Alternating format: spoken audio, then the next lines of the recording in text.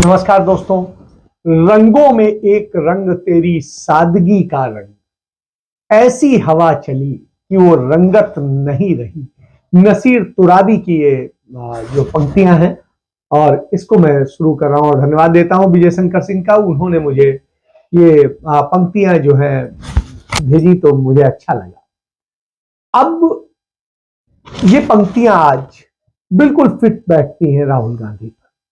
राहुल गांधी भारत जोड़ो यात्रा पर हैं। इन दिनों देश के सबसे सेंसिटिव राज्य, संवेदनशील राज्य जम्मू कश्मीर में है, जिसके साथ एक बड़ा अन्याय हुआ है और उस अन्याय का वो भागीदार है। जिस तरीके से वहां अन्याय हुआ है, एक तरह का अन्याय, वहां बहुत तरह के अन्याय हुए और आज से नहीं हो रहे, सालों साल से हो रहा है वहां अन्याय। कभी हमारे देश की सेना के तमाम सारे उन निकृष्ट अफसरों ने किए, जवानों ने किए, जिनके कारण वहां के लोगों के मन में हमारी सेना, हमारे जवानों के प्रति बेहद अफसोसजनक सत्ता है। और इसके बाद में हमारे राजनीतिज्ञों ने किए, जिनके कारण, जिन्होंने उन्हें राजनीतिक रोटी बनाने की कोशिश की। और इसके बाद अब जो है भारतीय जनता पार्टी की सरकार कर रही है, नरेंद्र मोदी कर रहे हैं, क्योंकि उनके जो थोड़े से हक थे वो भी खत्म किए जा रहे हैं, मारे जा रहे हैं, खत्म किए जा रहे हैं। तो उनकी रंगत आज नहीं रही है। जो कश्मीर जन्नत हुआ कर, तो आज राहुल गांधी उसी लड़ाई को लेकर के निकले हुए, काफी समय से निकले हुए हैं। और राहुल गांधी जिस तरीके से निकले हुए हैं, वो उन सारी मुद्दों पे सारी बातें उठा रहे हैं जो आज जनता की आवाज है और जनता की वो आवाज बन रहे हैं।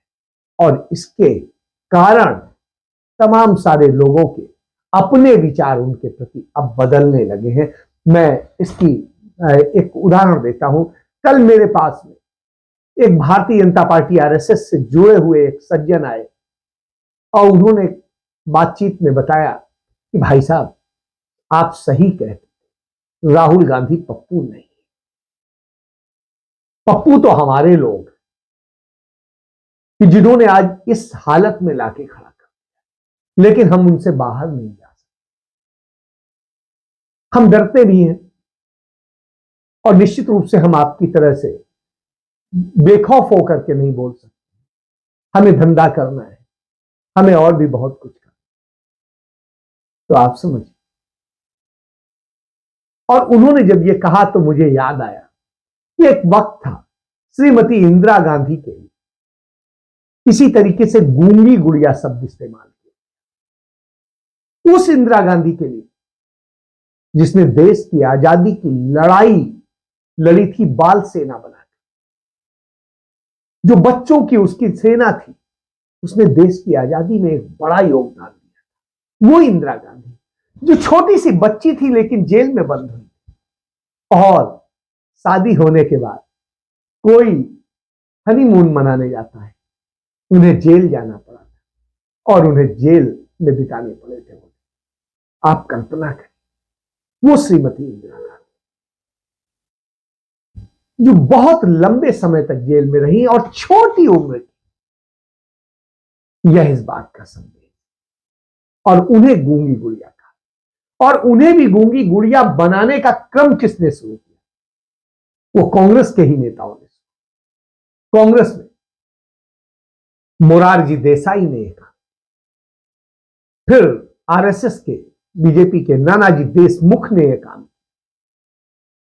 और इस तरह से तमाम सारे लोग फिर धीरे धीरे उन्हें यही, और इस तरीके से नैरेटिव गढ़ा गया कि लगा कि हां, इंदिरा को क्या।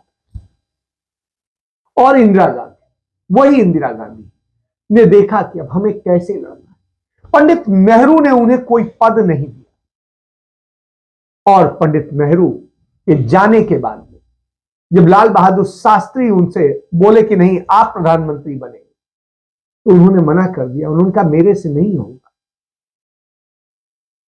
तब लाल बहादुर शास्त्री ने एक शर्त रखी, मैं तब प्रधानमंत्री बनूंगा जब आप हमारी मंत्री बनेंगे। और उन्हें मंत्रालय कौन सा दिया गया? सूचना प्रसारण मंत्री। जहां आपको बताना है, बोलना है सरकार, तो गूंगी गुड़िया को यह विभाग दिया है और उन्होंने करके साबित। लाल बहादुर शास्त्री जी का निधन होता है, तमाम सर्कमस्टांसेस में निधन होता है। उसके बाद फिर प्रधानमंत्री पद के लिए जंग छिड़ती है। श्रीमती इंदिरा गांधी अपने लिए मना करती है कि हम नहीं बनेंगे, लेकिन मोरारजी देसाई जो पंडित नेहरू के मरने के बाद में लगे हुए थे कि हमें प्रधानमंत्री बनाओ, वो फिर जुट गए और लगातार कर। अंत में कांग्रेस के समर्पित लोगों ने कहा नहीं, संविधान यह प्रावधान करता है कि देश की संसद और चुने हुए सांसद अपना नेता चुने। तो अब कांग्रेस पार्टी में लोकतांत्रिक तरह से चुनाव होगा, गुप्त मतदान होगा और जो जीतेगा वही प्रधानमंत्री बनेगा। और श्रीमती इंदिरा गांधी मोरारजी देसाई को 225 वोटों से हराए और तकरीबन 225 वोटों से हराने के बाद श्रीमती इंदिरा गांधी देश की प्रधानमंत्री, यानी उन्हें किसी ने यह पद दिया नहीं। और उसके बाद में जब वो बनी तो तमाम सारे लोग जो तमाम अरमान पाले थे प्रधानमंत्री बनने के, उनके सपने चले और उन्होंने श्रीमती गांधी को फिर बदनाम करने की कोशिश की। अरे ये गूंगी गुड़िया क्या करेगी, ये तो ऐसे है, इसको तो कुछ आता नहीं है, ये तो ऐसी है। और स्थिति क्या हो, उन्होंने पार्टी तोड़। श्रीमती इंदिरा गांधी की स्थिति यह हो गई एक वक्त में कि उन्हें कांग्रेस पार्टी से निकाल दिया। देश के प्रधानमंत्री रहते हुए उन्हें कांग्रेस पार्टी से निकाल दिया गया। इंदिरा गांधी से सिंबल छिन गया, सब कुछ छिन गया। तब इंदिरा गांधी से क्या करें, तो इंदिरा गांधी ने फिर नई इंदिरा कांग्रेस बनाई। तो यह बाद में सच सामने। वो जो बेईमान थे, जो सत्ता लोलुप थे, उन्होंने तमाम विरोधी विचारधाराओं के साथ मिलकर के सरकार बनाई, इंदिरा गांधी को बदनाम किया। लेकिन इतने के बीच श्रीमती इंदिरा गांधी ने खुद को आयरन लेडी साबित कर दिया था। उन्होंने पाकिस्तान के 2 टुकड़े कर दिए थे, उन्होंने चीन को युद्ध में हरा दिया था और उन्होंने जो बैंकें हैं उनका राष्ट्रीयकरण कर दिया था, तमाम उद्यम खड़े कर दिए थे। और इंदिरा गांधी ने उतना काम कर दिया जितने के लोग सोच नहीं सकते। और इंदिरा गांधी ने खुली चुनौती अमेरिका के राष्ट्रपति रिचर्ड निक्सन को दे दी। हालत यह हो गई थी, निक्सन कांपने लगे, वो श्रीमती गांधी। और श्रीमती गांधी ने यही नहीं किया, परमाणु कार्यक्रम इस देश के अंदर पहला परमाणु विस्फोट करके भारत को परमाणु संपन्न बना दिया था, वो श्रीमती इंदिरा गांधी। और श्रीमती इंदिरा गांधी ने सिक्किम को चीन से छीन करके भारत में मिला लिया, वो श्रीमती इंदिरा गांधी। उन्होंने कई राज्य बना दिए, नए राज्य बना दिए। हरियाणा नया राज्य बना दिया, हिमाचल नया राज्य बना दिया। इस तरीके से तमाम सारी चीजें उन्होंने। और हालत यह हुई, सब कांपने लगे। राजा रजवाड़ों की जो पूरी वो थी, जो पैसा लगा था, सब कुछ लगा था, जिनके सत्ता लोलुप लोग जो पहुंच गए थे, उन सबको उन्होंने आईना दिखाया। और उसके बाद इंदिरा गांधी को उन्होंने हराने के लिए पूरा नैरेटिव बनाया, वो हारी। हारने के बाद में जमानत जब्त हुई। अब सोचिए, उसके बाद इंदिरा गांधी फिर खड़ी हुई, लड़ी और फिर देश की प्रधानमंत्री। ये हमारे लिए दुर्भाग्यपूर्ण है कि श्रीमती इंदिरा गांधी का हत्या उनके कायर अंगरक्षकों ने कर दी। वो देश के लिए शहीद हुई, लेकिन देश की एकता अखंडता के लिए शहीद। ये आप तो उन्होंने अपने काम के जरिए साबित किया कि मैं गूंगी गुड़िया नहीं, आयरन लेडी, मैं दुर्गा, मैं सरस्वती और मैं लक्ष्मी भी हूं, कि मैं भारत की सरकार को मालामाल भी बना सकती। और उन्होंने करके दिखाया, उन्होंने काली का भी रूप दिखाया, वो श्रीमती गांधी। आप अब मैं इसकी जिक्र क्यों कर रहा हूं, आज इस पर आता हूं, क्योंकि इंदिरा गांधी ने पूरे रणनीति के साथ सारी अपनी खुद की विरासत को भी उन्होंने सजोया, पंडित नेहरू के उन सिद्धांतों को सजोया, कांग्रेस पार्टी को फिर से उन्होंने मजबूत किया और फिर से एक कांग्रेस हुई और गूंगी गुड़िया ने कांग्रेस को कांग्रेस बना दिया। उन्होंने समस्याओं का राजनीतिकरण जो हो रहा था और जिस तरीके से उससे उन्होंने लड़ाई लड़ी और समस्याओं का निदान किया, उन्होंने वैश्विक मंच पर पूरी तरीके से कैसे कैसे क्या करना है उसको लेके पूरी तैयारी की और वैश्विक संतुलन बनाया और अपने पिता की तरह विश्व मंच पर 125 देशों की प्रमुख बनी, पूरे गुट निरपेक्ष आंदोलन की फिर प्रमुख बनी। तो आप समझिए, यहां हमारे प्रधानमंत्री नरेंद्र मोदी 22 देशों का 19 देशों का एक G20 है संगठन, उसके प्रमुख बन जाते हैं। क्यों चुने नहीं जाते, में रोटेशन में बनते हैं, जो देश होस्ट करता है वो देश प्रमुख बना दिया जाता है और उस तरह से प्रमुख बने हैं। और उसके बाद में छोटे छोटे से देश जो है, इंडोनेशिया भी था उसका प्रमुख। तो आप समझ सकते हैं कि उसमें कोई ये बड़े और छोटे क्राइटेरिया है, उसे ही भुनाते घूम रहे हैं, प्रचार करते घूम रहे हैं और श्रीमती गांधी ने उसको भी प्रचार नहीं। तो आप समझिए, बिना किसी के डर के अपनी दिल की बात कही और दिल से लड़ी और उन्होंने तमाम सारे लोगों को वो करने, उन्होंने मुनाफाखोर जो दवा कंपनियां थी और तमाम मुनाफाखोर बहुराष्ट्रीय कंपनियां थी उनको उन्होंने कटघरे में खड़ा कर दिया और कहा इस देश के हिसाब से काम होगा, हम आपके हिसाब से नहीं करेंगे, नहीं तो हमारे देश की मार्केट आपको नहीं मिलेगी। अब आप बताइए, आप आएंगे या नहीं आएंगे? तो आप समझिए ये स्थिति। तो ये इंदिरा गांधी ने किया, उन्होंने दर्शन को शब्दों में नहीं कार्यों में अपने दिखाया कि राजनीतिक क्या होती है और उन्होंने दिखाया। और विशेषज्ञता जो थी उसको उन्होंने सम्मान दिया कि जो जिस क्षेत्र का विशेषज्ञ है उसको पूरे सम्मान के साथ वो बैठाती थी। सेना प्रमुख को भी उसी ढंग से वो करती थी और उनकी बात सुनती थी और उनके हिसाब से, वैज्ञानिकों की सुनती थी उनके हिसाब से करती थी, अर्थशास्त्रियों की सुनती थी उनके हिसाब से करती। तो ये समझिए।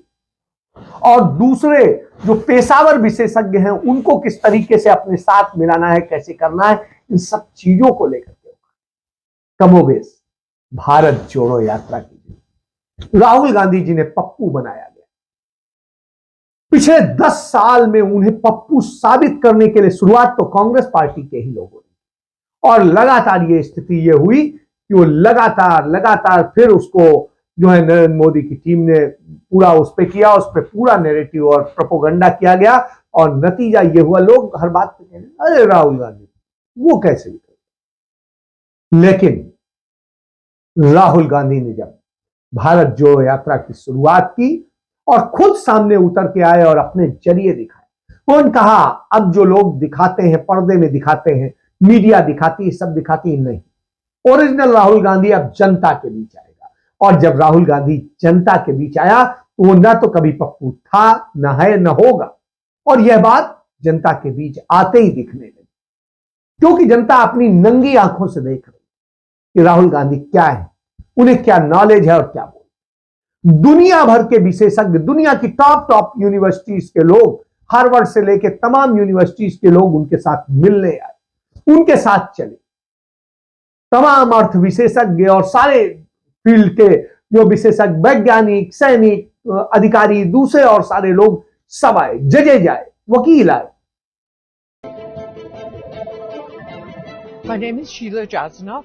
I'm a professor and I teach public policy at Harvard University.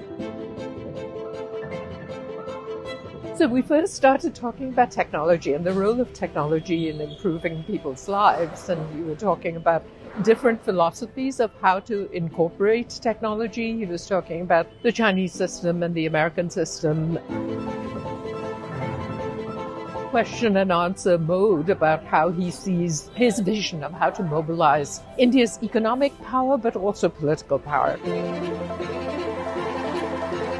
One of the interesting things for me was the seamless way in which his vision integrates, because I think he correctly sees that there has to be some solution for India that takes the vast masses of people who are currently underemployed or unemployed and who have skills that are locked up in a sense, that are not being competitively used in either the Indian market or the global market. And so for me, it was really interesting to hear his vision. It was extremely interesting. So I am of a generation where my parents were involved in the independence movement, and so of course I'm familiar with the idea of the yatra from Gandhiji's marches across India, but I've never been part of a yatra in India before, and so seeing that political और उन सब के मुंह से ही निकला वाह, इतना काबिल व्यक्ति है, हम नहीं जानते। क्यों नहीं होगा? वो यहां नकल करने वाली यूनिवर्सिटीज का पास आउट नहीं है, वो कैम्ब्रिज का पास, वो ऑक्सफोर्ड का पास, और वहां से एमफिल हो, तो आप कल्पना करिए कितना काबिल हो। जिसने मैनेजमेंट पर काम किया, हां, उस शख्स की कम्युनिकेशन स्किल में प्रॉब्लम थी क्योंकि वो हिंदी और उस तरह से फ्रिक्वेंटली नहीं कर पाते थे। इंग्लिश में वो परफेक्ट होते, लेकिन इस देश में तो हिंदी सबसे ज्यादा। धीरे धीरे उन्होंने हिंदी पे किया और हिंदी, आज वो हिंदी बोलते हैं और चीजें बोलते हैं, तो बहुत अच्छा परिवर्तन उन्होंने किया। कुछ कमियां अभी भी हैं, लेकिन धीरे धीरे सुधर। उन्होंने उन मुद्दों को उठाना शुरू किया जो जनता के मुद्दे थे। उन्होंने ये नहीं किया तो आप समझिए, बेरोजगारी का मुद्दा उठा।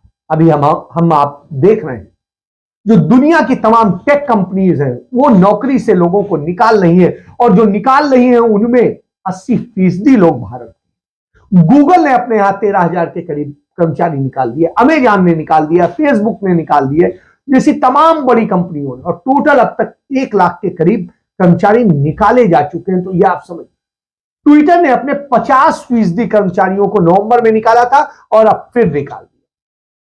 फेसबुक ने इसी तरीके से 11,000 से अधिक कर्मचारी निकाले थे, अब और निकालने में लगे हुए। इसी तरीके से अमेजॉन ने अपने यहां 18,000 लोगों को नौकरी से निकाला और अब बहाली भी रोक दी है। तो आप समझिए वो, और उसके बाद गूगल ने अपने यहां 12,000 से अधिक यानी तकरीबन 13,000 कर्मचारी निकाले, और वो है मेटा ने, आपको बता ही चुका हूं, 11,000।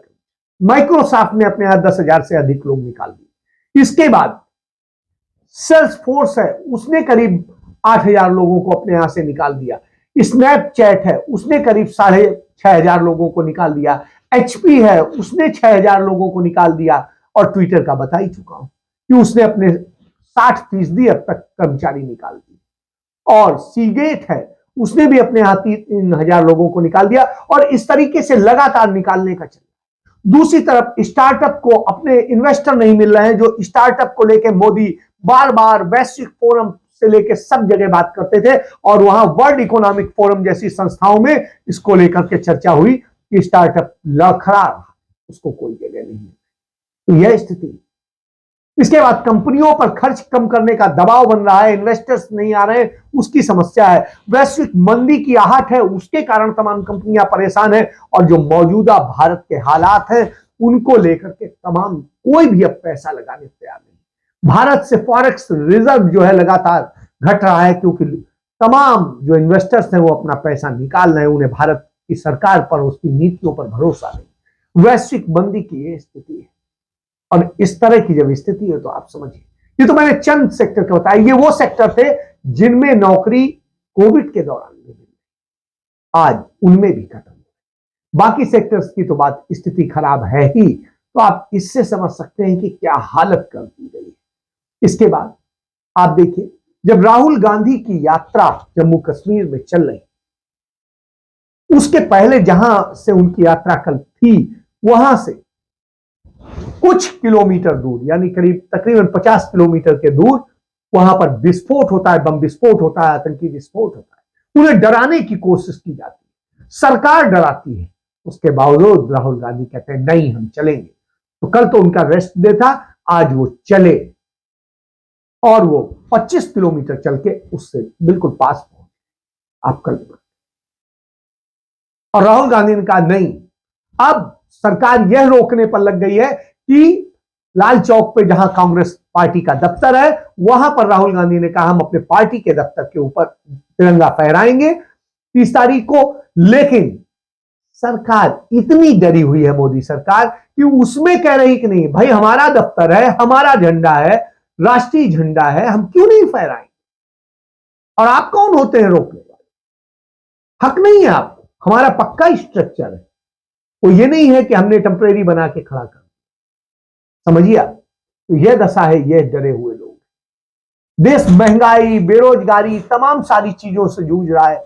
जिस तरीके से देश का जो है धन चंद पूंजीपतियों के हाथ में जा रहा है, आप कल्पना करिए। और जो हालात हैं उनको समझिए कि हमारी बेटियों के साथ में जिस तरह से घटनाएं हो रही हैं, जो हो रहा है, और उसको हम देख रहे हैं। एक तरफ तो प्रधानमंत्री लाल किले से भाषण देते हैं कि नारी का सम्मान, नारी की इज्जत और सब पे बात करते हैं, और दूसरी तरफ वो क्या करते हैं कि नारियों के सम्मान से ही खिलवाड़ करते हैं।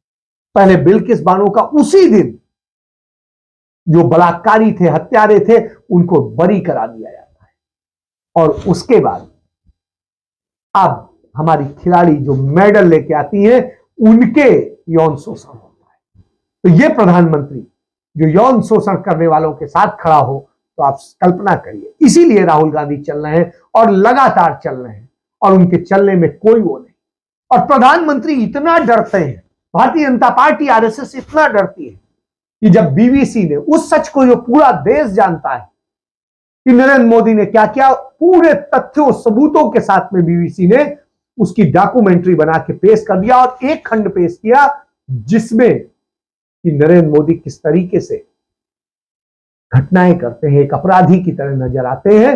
उसके बावजूद आप समझिए उसको ब्लॉक करने का काम किया गया। इतना डरते हैं आप, आलोचना है। और यह तथ्य नहीं है तो आप मुकदमा कीजिए, आप में हिम्मत नहीं है क्योंकि तथ्य है, और इसलिए आप पूरी दुनिया में आप बेनकाब हो चुके हैं। और जब पूरी दुनिया में बेनकाब हो चुके हो तो आप समझ लीजिए कि आपकी स्थिति क्या है, और ऐसे लोगों से आप क्या कहें। और उधर दूसरी तरफ राहुल गांधी बेखौफ होकर रोशनी कर रहे हैं, रोशन कर रहे हैं उसको जहां अंधेरा आपने कर दिया है, रोशन कर रहे हैं उनके दिलों में जो एक उम्मीद पाले हुए हैं, लेकिन आपने उनके उम्मीदों में अंधेरा कर दिया। तो ये राहुल गांधी, तो राहुल गांधी इस तरह चले, इसलिए अब राहुल गांधी पप्पू नहीं है। और जैसे श्रीमती इंदिरा गांधी गूंगी गुड़िया नहीं, आज ये बात सिद्ध हो चुकी है, साबित हो चुकी है। इसके साथ अपनी बात समाप्त करता हूं। जय हिंद, जय भारत, वंदे मातरम।